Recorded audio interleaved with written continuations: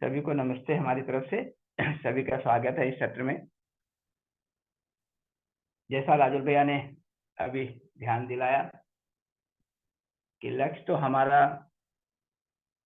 एक मानवीय समाज की स्थापना करना है, और ऐसे मानवीय समाज तक पहुंचने के लिए जो भी करना है, जो भी प्रोसेस होगा इस सोसाइटल ट्रांसफॉर्मेशन का, उसको इंश्योर करना है। लेकिन उस मानवीय समाज को सुनिश्चित करने के प्रोसेस के रूप में अगर देखेंगे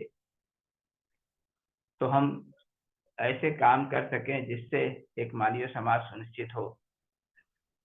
उसके लिए जो भी किया जाना है वो टीम वर्क के रूप में किया जा पाएगा, क्योंकि जब व्यक्ति के स्तर का काम होता है तो व्यक्तिगत रूप से या पारिवारिक रूप से सुनिश्चित कर सकते हैं, लेकिन जब समाज का स्तर का काम करते हैं तो उसको सामाजिक रूप से ही किया जाना बनता है, और उसके लिए निश्चित लोगों का समूह चाहिए, टीम चाहिए जो इस काम को कर सके। तो उसके दृष्टि से जो भी प्रोजेक्ट्स, जो भी एक्टिविटीज किए जाने जरूरी हैं, उसको हम लोग टीम के रूप में करने का प्रयास कर रहे हैं, और उसके लिए जो टीम है उसको तैयार करने का काम कर रहे हैं। अभी आगे देखते हैं तो ये पता लगता है कि ऐसी टीम तैयार करने का काम जो एक मानवीय समाज को सुनिश्चित करने के अर्थ में जो भी किया जाना है उसको कर सके विधिवत, उसके लिए ऐसे लोगों को तैयार करना जरूरी है जिसमें ये क्षमता है कि खुद में वो व्यवस्था में जी पा रहे हैं और अपने से बड़ी व्यवस्था में भागीदारी कर पा रहे हैं, और अंततः समाज की व्यवस्था में भागीदारी कर पा रहे हैं। तो ये जो पर्सनल ट्रांसफॉर्मेशन का काम है, ये जो व्यक्ति के विकास का, व्यक्तित्व के निर्माण का जो काम है, वो किया जाना जरूरी है। उसी के आधार पर हम टीम बना सकते हैं, ऐसे सार्थक टीम बना सकते हैं जो इस मानवीय समाज की रचना में जो निश्चित भागीदारियां हैं उसको पूरा कर सके। तो बहुत सारे सत्र भी हम लोग चला रहे हैं यूएचबी के तहत, जिसमें इस तरह के बहुत सारे एक्टिविटीज, बहुत सारे प्रोजेक्ट्स हम लोग टीम के माध्यम से कर रहे हैं। तो उन प्रोजेक्ट्स को पूरा करने के दृष्टि से बहुत सारी टीम की मीटिंग्स हो रही हैं, बहुत सारे प्रोजेक्ट्स और एक्टिविटीज की मीटिंग हो रही है। लेकिन ये बात भी हम लोगों के ध्यान में है कि ये सारे का आधार जो है वो हमारा व्यक्तित्व का विकास, हमारे जो पर्सनालिटी है उसका विकास उसके कोर में होगा। उस दृष्टि से सेल्फ डेवलपमेंट जो है वो सारे प्रयास का कोर है। और ये जो बैठक हम लोग महीने में एक बार रखने का विचार किए हैं और उस पर अभी ये पहली बैठक कर रहे हैं, वो मुख्य रूप से इस पर्सनल ट्रांसफॉर्मेशन के ऊपर हम लोग फोकस रखेंगे। हमारा व्यक्तित्व का विकास होगा तो हम क्रम से टीम भी बना पाएंगे और सामाजिक परिवर्तन के लिए, एक मानवीय समाज के लिए काम भी कर पाएंगे। तो इस पर्सनल ट्रांसफॉर्मेशन को केंद्र में रखकर हम लोग अभी सारी बात करेंगे इस सत्र में, और हर महीने हम लोग मिल पाएंगे। तो अपना एक अनुमान कि क्या हमको करना है, और फिर इस बात का मूल्यांकन की उस दृष्टि से अभी हम कहाँ खड़े हैं और अगला स्टेप क्या होगा, इसको तय करने का काम इस सत्रों में करेंगे।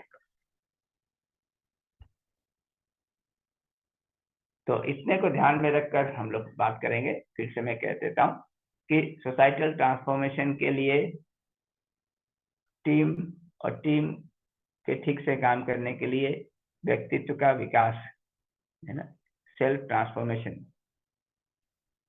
के अर्थ में ये सारा चर्चा हम लोग करेंगे। इस आधार पर कि सेल्फ डेवलपमेंट से टीम डेवलपमेंट हो पाएगा और उससे सोसाइटल डेवलपमेंट के लिए हम काम कर पाएंगे। तो सेल्फ डेवलपमेंट को अगर देखें तो दो पर्सपेक्टिव से हम लोग सारी बात को देख सकते हैं। एक तो ह्यूमन बीइंग के पर्सपेक्टिव से देखने के बाद कि हम अपने को अगर केंद्र में एक, है ना, रखकर देखते हैं, एक व्यक्ति को, एक ह्यूमन बीइंग को केंद्र में रखकर देखते हैं, तो हमारा जीना कैसा होगा इसके बारे में बात कर सकते हैं। दूसरा, पूरी प्रकृति को, पूरे अस्तित्व को केंद्र में रखकर देखते हैं तो हमारा जीना कैसा होगा और उसके लिए हमारी अपनी क्या तैयारी होगी। तो ये दो पर्सपेक्टिव से हम सेल्फ डेवलपमेंट के काम को देख सकते हैं। तो जो पहला पर्सपेक्टिव है, from the perspective of a human being, एक व्यक्ति के दृष्टि से, एक मानव के दृष्टि से देखने जाएंगे तो कैसा दिखता है। तो उसको देखेंगे तो मानव की जो चाहना है उसको पहचाने तो तीन चीजों को हम पहचान सकते हैं, जिस पर बहुत विस्तार से बात होती ही रही है। मैं उसको सिर्फ यहाँ पर रिकलेक्ट कर दे रहा हूँ। तो एक तो हम जीना चाहते हैं, दूसरा हम तृप्तिपूर्वक जीना चाहते हैं, और तीसरा हम निरंतर तृप्तिपूर्वक जीना चाहते हैं।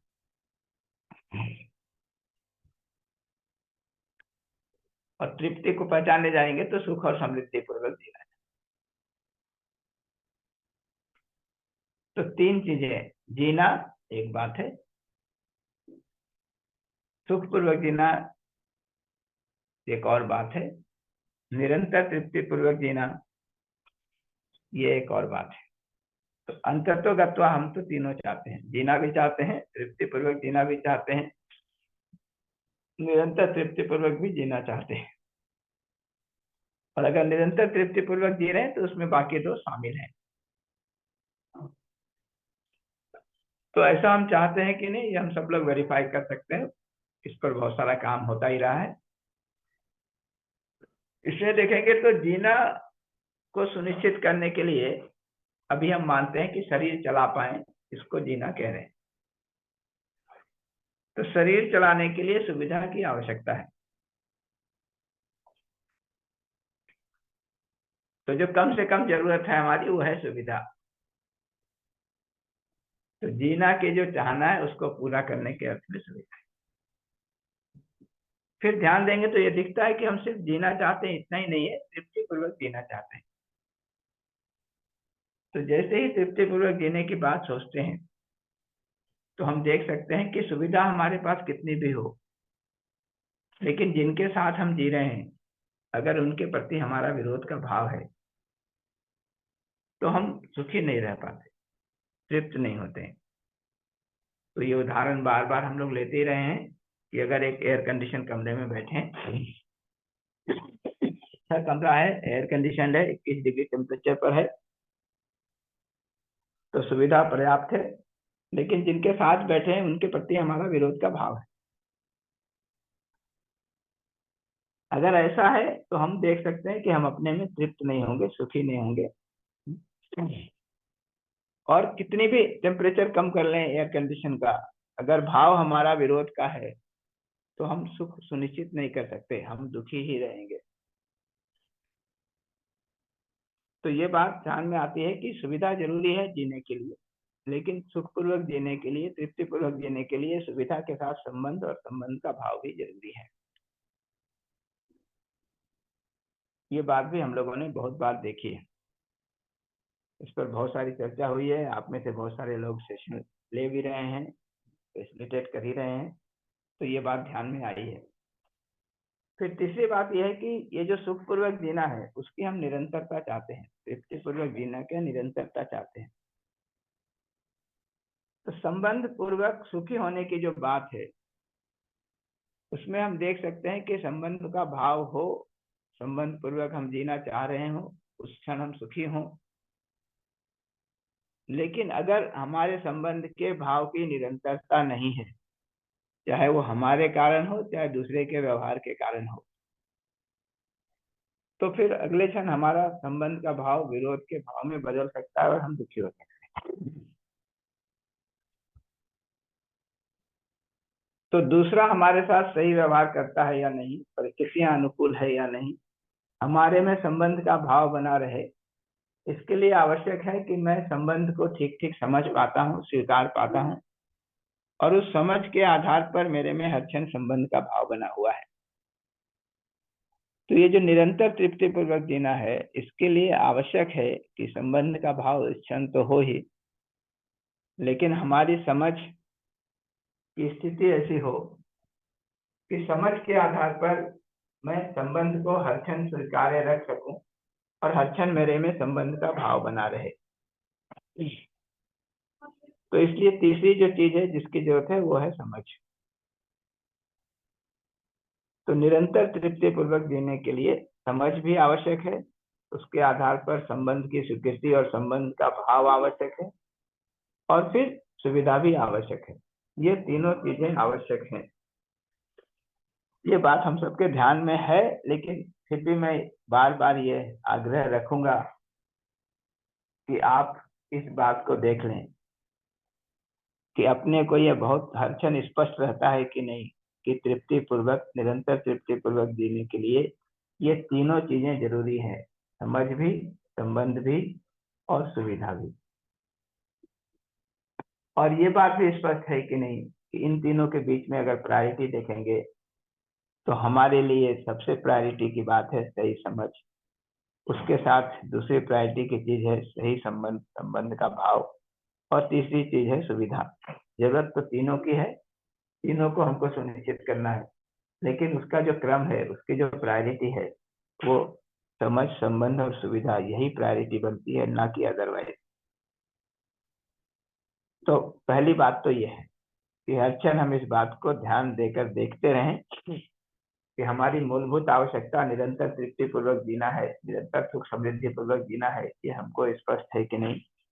और इसके अर्थ में हम सही समझ, सही भाव के साथ आवश्यकता से अधिक सुविधा को सुनिश्चित करने के काम में लगे हैं कि नहीं, और हमारी ये प्रायोरिटी स्पष्ट रूप से बनी हुई है कि नहीं। तो ये महत्वपूर्ण बात है इसको देखने की। तो इतने के साथ ये जो तीन चीजें बताई हम लोगों ने, समझ, संबंध और सुविधा, तीनों जरूरी है, इसको देखेंगे तो इसका मतलब निकलता है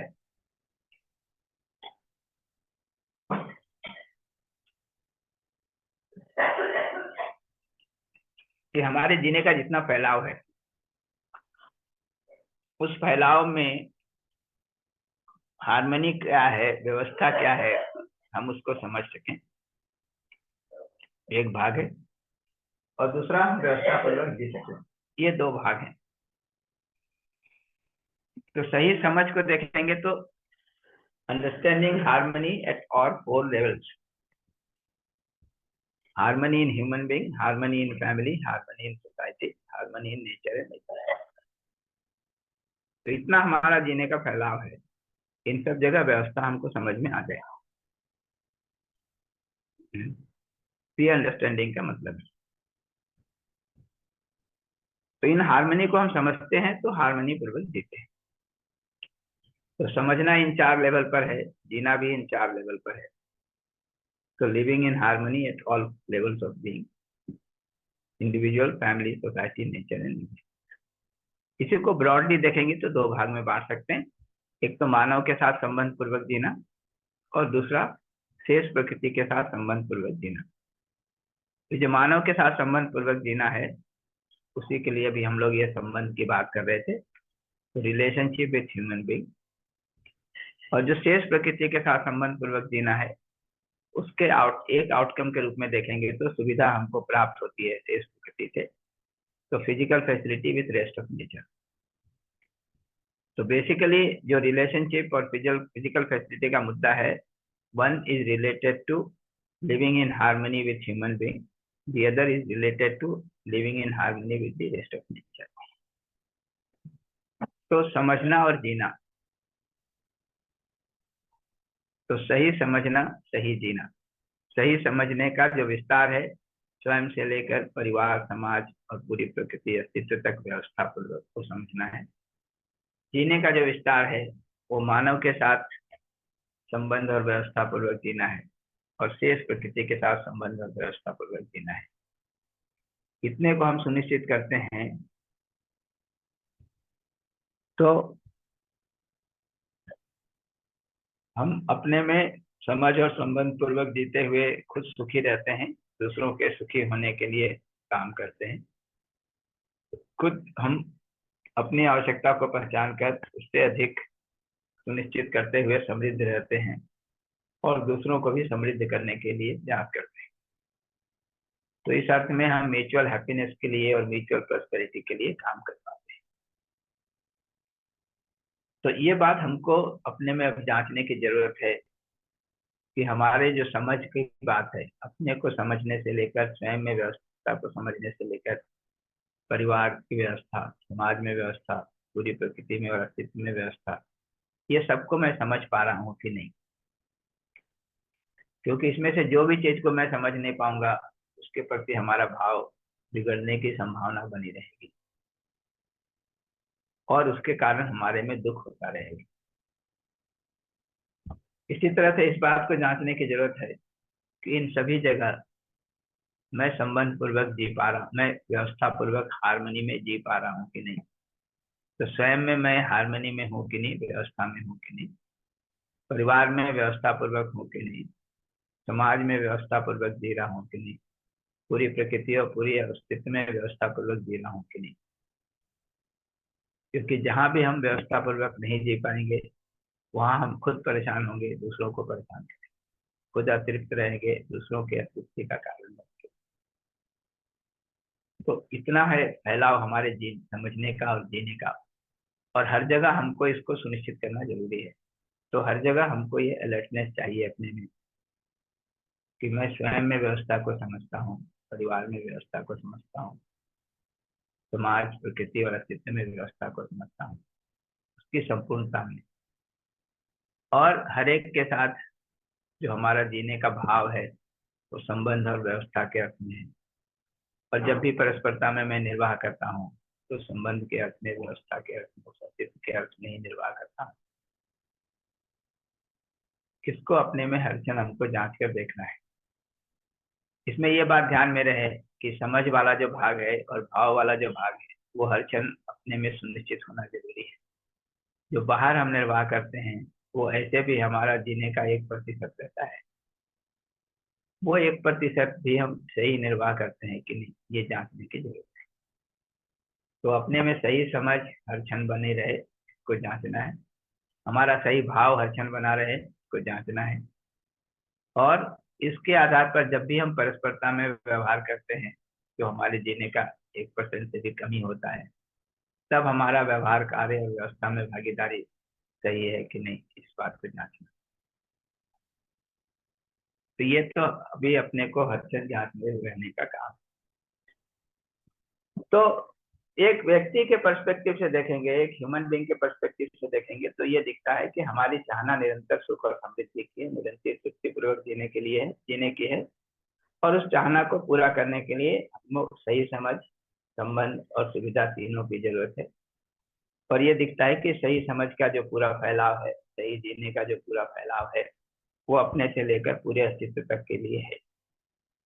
तो स्वयं से लेकर पूरे अस्तित्व को समझना, उसकी व्यवस्था को समझना, और उस व्यवस्था में हम कैसे जी सकते हैं, कैसे मेरे में हर क्षण संबंध और व्यवस्था का भाव बना रह सकता है, हम सुखी रह सकते हैं, और सुखपूर्वक इनके साथ कैसे संबंध और व्यवस्था का निर्वाह कर सकते हैं। ये हमारा निरंतर सुखपूर्वक जीने का ढंग हो सकता है। तो बात शुरू अपने से होती है, लेकिन बात अस्तित्व तक जाती है, पूरे प्रकृति तक, अस्तित्व तक जाती है। तो ये एक पर्सपेक्टिव हो सकता है। हम लोगों ने निर्णय पूर्वक अपने सारी चर्चा में, यूएचबी की चर्चा को देखेंगे तो निर्णय पूर्वक ये अप्रोच लिया है, क्योंकि हम सब लोग बहुत इंडिविजुअलिस्टिक हो गए हैं, बहुत व्यक्तिवादी हो गए हैं। हमारी सारी शिक्षा हमको बहुत व्यक्तिवादी बना देती है। हमारा सोचने का ढंग है कि हमको क्या मिलता है इससे। तो सारी प्रस्तुति अगर देखेंगे यूनिवर्सल ह्यूमन वैल्यूज की, तो इसी से शुरू होती है, इसी लाइन पर आगे बढ़ती है कि मेरा चाहना क्या है एक व्यक्ति के रूप में, और उस चाहना को हम कैसे पूरा कर सकते हैं। तो शुरुआत वहां से होती है, लेकिन जाती है वो पूरे प्रकृति और अस्तित्व तक। क्योंकि हम अकेले तो है नहीं, हम तो जुड़े हुए हैं, दूसरे मानव के साथ जुड़े हुए हैं, देश प्रकृति के साथ जुड़े हुए हैं, प्रकृति के हर इकाई के साथ जुड़े हुए हैं, पूरे अस्तित्व के साथ जुड़े हुए हैं। ये हमारे खुद के आवश्यकता को पूरा करने के अर्थ में जरूरी है, ऐसा हमको दिख जाता है।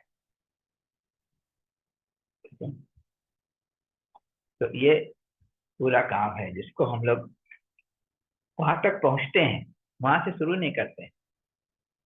लेकिन एक दूसरा पर्सपेक्टिव ये हो सकता है कि हम पूरे अस्तित्व को देखें, पूरी प्रकृति को देखें, और इस अस्तित्व में मेरा जो होना है, मानव का जो होना है उसको देखें, और उसमें जो मानव की भागीदारी है उसको देखें। ये दूसरा पर्सपेक्टिव हो सकता है। परंपरा में देखेंगे तो बहुत सारे जो उनका ये पर्सपेक्टिव है कि उनको ये आवश्यकता दिख गई कि अंततः तो पूरी प्रकृति को, पूरे अस्तित्व को समझना जरूरी है, और ये समझना जरूरी है कि हम आप सभी उस प्रकृति के अभिन्न अंग हैं, उस अस्तित्व की अभिन्न इकाइयां हैं। तो बात तो पूरे प्रकृति, पूरे अस्तित्व से शुरू की जानी चाहिए। उसमें अपने होने को समझना जरूरी है, और उस अस्तित्व में, उस प्रकृति में हमारी क्या भागीदारी है इसको समझना जरूरी है। तभी हम ठीक ठीक अपने होने को भी पहचान पाएंगे, और अपनी जो भागीदारी है इस अस्तित्व में, इस प्रकृति में, उसको भी ठीक ठीक पहचान पाएंगे। ये दूसरा पर्सपेक्टिव हो सकता है। ठीक है, ये अंतर समझ में आ रहा है? राजू भाई एक स्लाइड पीछे जाएं, पीछे जी। तो ये बात का अंतर समझ में आ रहा है कि हम एक व्यक्ति के पर्सपेक्टिव से देख रहे हैं या पूरे अस्तित्व के पर्सपेक्टिव से देख रहे हैं। ये दो ढंग हो सकता है, पहुंचेंगे हम उसी जगह पर दोनों से ही। लेकिन ये दो अलग अलग पर्सपेक्टिव हो सकते हैं, ये समझना जरूरी है, क्योंकि बहुत सारे दर्शन, बहुत सारे विचार जो हैं ये दूसरे पर्सपेक्टिव से भी शुरू होते हैं, और इसलिए कई बार हमको इररिलेवेंट लगते हैं, हम उसको कनेक्ट ही नहीं कर पाते। ये लोग इतनी बड़ी बड़ी बात क्यों कर रहे हैं,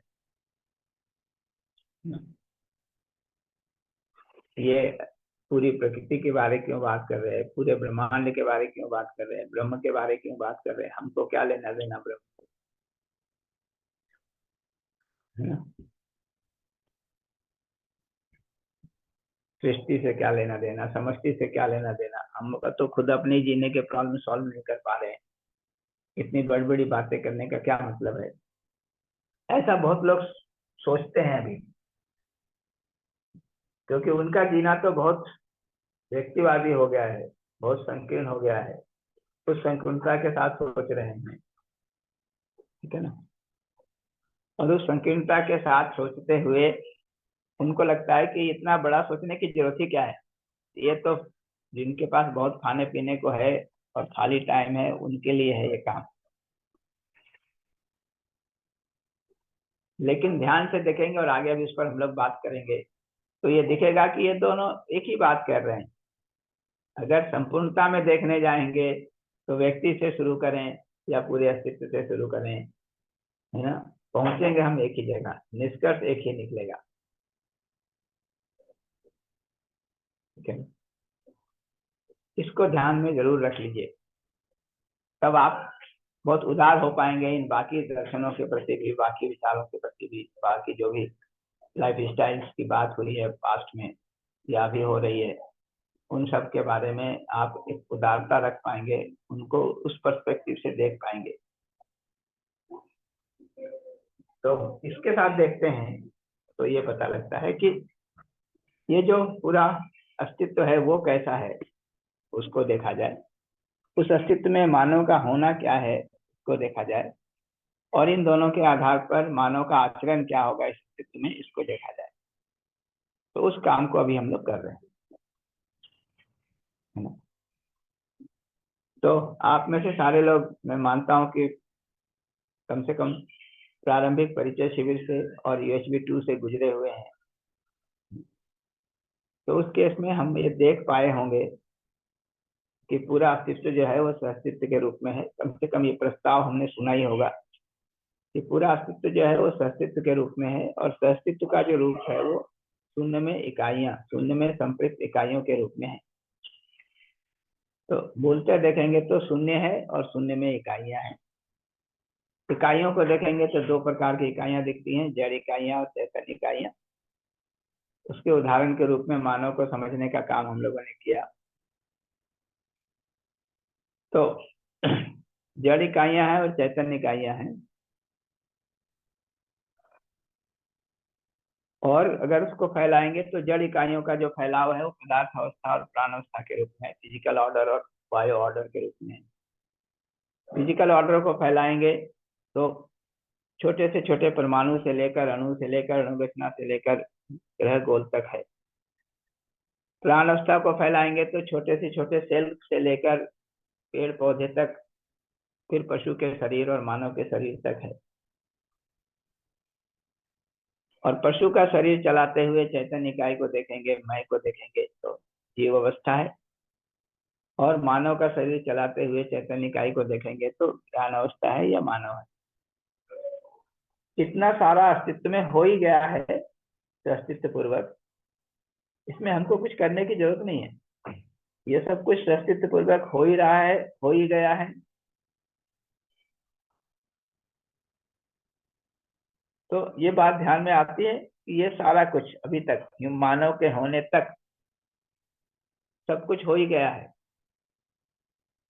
हमको बनाना नहीं है, हमको इसमें कुछ करना नहीं है। आप अपने लिए भी देखेंगे तो आपने अपने शरीर के होने के लिए कुछ नहीं किया, अपने मैं के होने के लिए कुछ नहीं किया, इन दोनों के अस्तित्व के होने के लिए कुछ नहीं किया। तो शरीर का होना अस्तित्व पूर्वक हुआ, मैं का होना अस्तित्व पूर्वक हुआ, इन दोनों के अस्तित्व का होना भी अस्तित्व पूर्वक हुआ। अब ये सब कुछ है, इसके साथ मैं कुछ कर रहा हूं।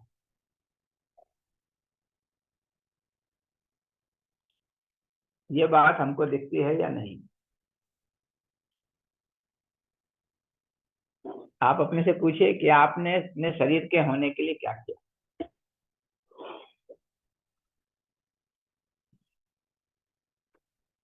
अपने मैं के होने के लिए क्या किया, इन दोनों के अस्तित्व के होने के लिए क्या किया।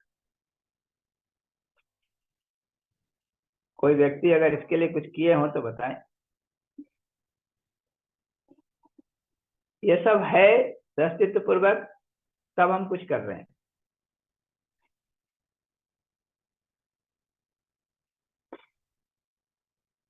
ये सब अस्तित्व पूर्वक है, तब हम कुछ कर रहे हैं। या आपने कुछ किया है इसके पहले, इसके होने के लिए कुछ किया हो तो बताइए।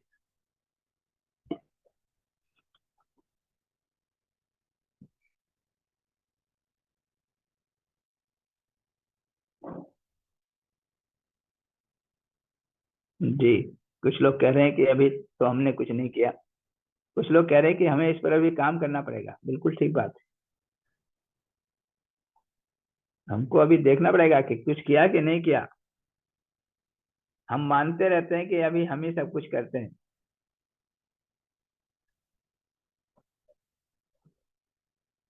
है ना। हम मानते हैं कि हम ही सब कुछ करते हैं, लेकिन अभी तक हमने अपने होने के लिए कुछ नहीं किया। तो अस्तित्व पूर्वक ये सब हो रहा है।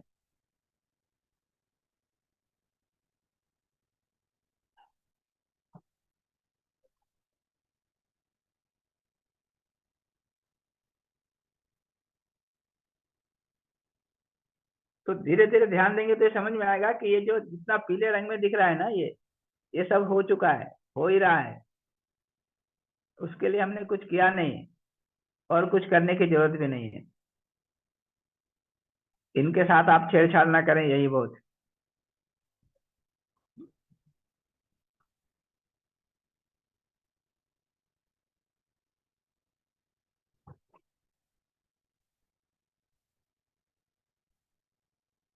ठीक है ना। करना क्या है, तो उसको अगर देखेंगे तो ये पता लगता है कि अस्तित्व में इतना तो हो ही गया है। ठीक है ना। हमको क्या करना है, तो ये नीचे में जो लिखा हुआ है ना, वायलेट कलर में जो लिखा हुआ है, इतना करने का काम। तो एक काम करना है, right understanding and right feeling को इंश्योर करना। और दूसरा काम करना है कि इसके साथ अपने में हम कैसे ह्यूमन कंडक्ट के साथ, मानवीय आचरण के साथ जी सकें, इसको सुनिश्चित करना। तो अपने में सही समझ सुनिश्चित हो जाए, उसके आधार पर सही भाव विचार सुनिश्चित हो जाए। तो हम अपने में आराम में रह सकते हैं। आराम में रहते हुए परस्परता में सही भाव विचार के साथ जी सकते हैं।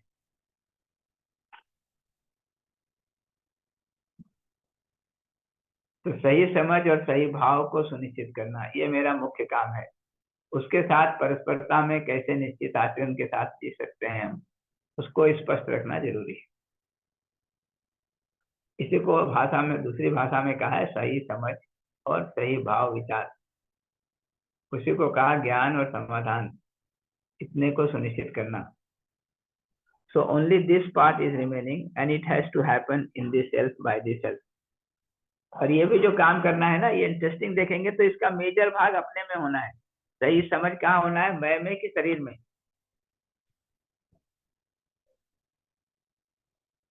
तो मैं में होना है। सही भाव, सही विचार कहाँ होना है, मैं में होना है या शरीर में होना है? तो मैं में होना है। तो मेजर भाग तो मेरे में होना है। उसका कोई 1% हम बाहर व्यक्त करते हैं अपने व्यवहार में, कार्य में, व्यवस्था में, भागीदारी में। तो जब भी हम 1% में व्यक्त करेंगे तो भी इसी के अर्थ में करेंगे। अगर हमारा समझ ठीक है, हमारा भाव ठीक है, हमारा विचार ठीक है, तो बाहर जो व्यक्त होगा व्यवहार कार्य के रूप में, वो तो ठीक ही होगा।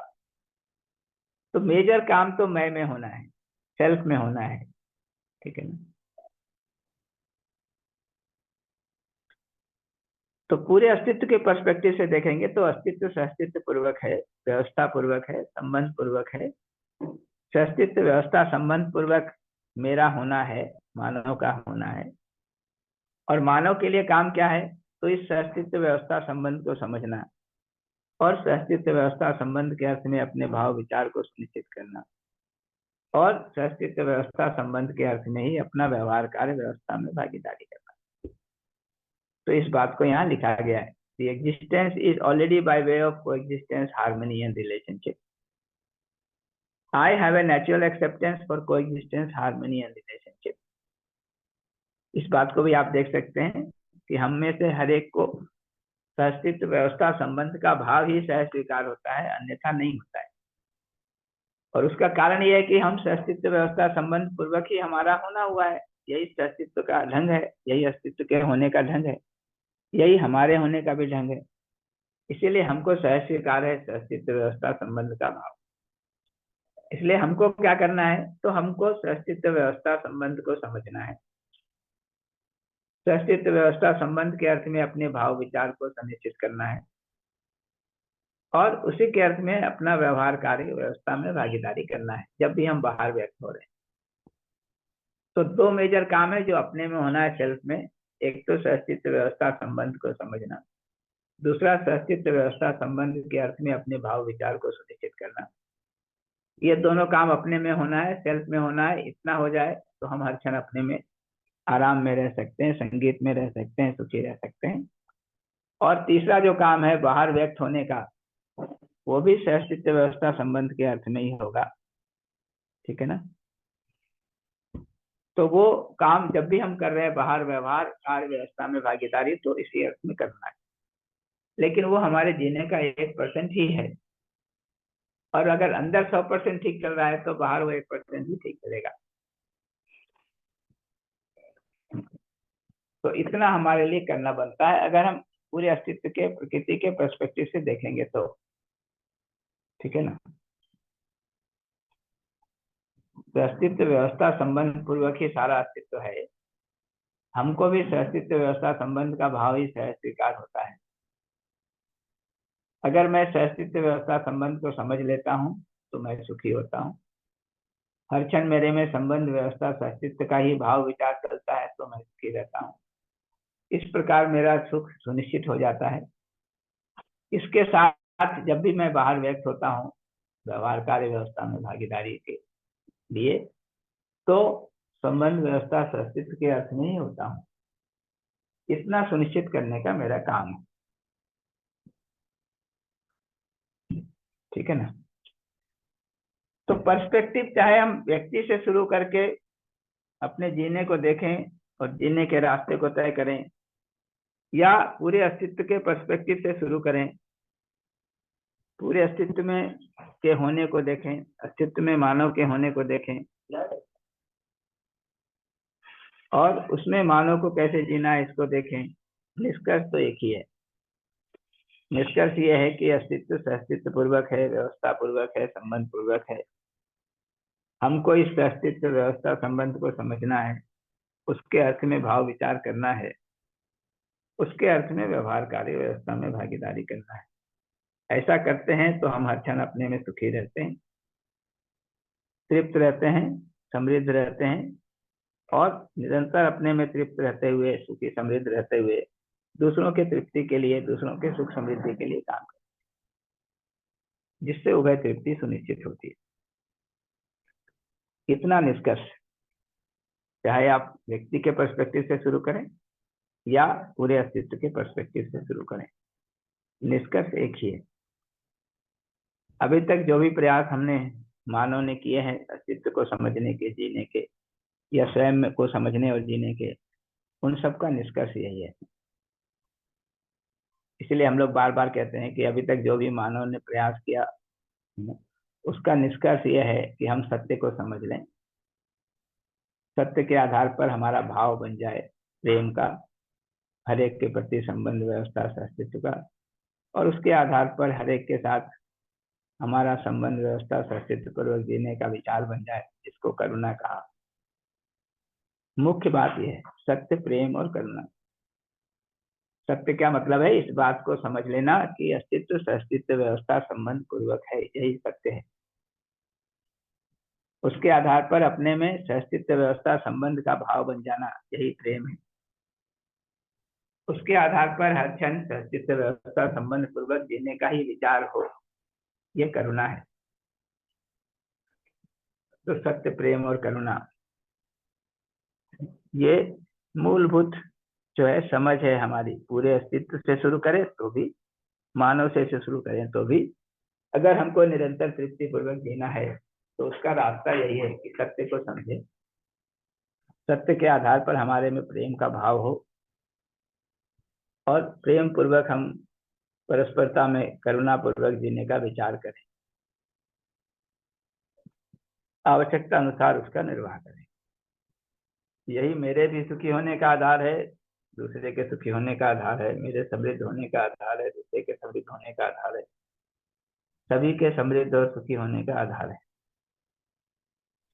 तो इतनी बात मेरी तरफ से आज रखी जानी थी।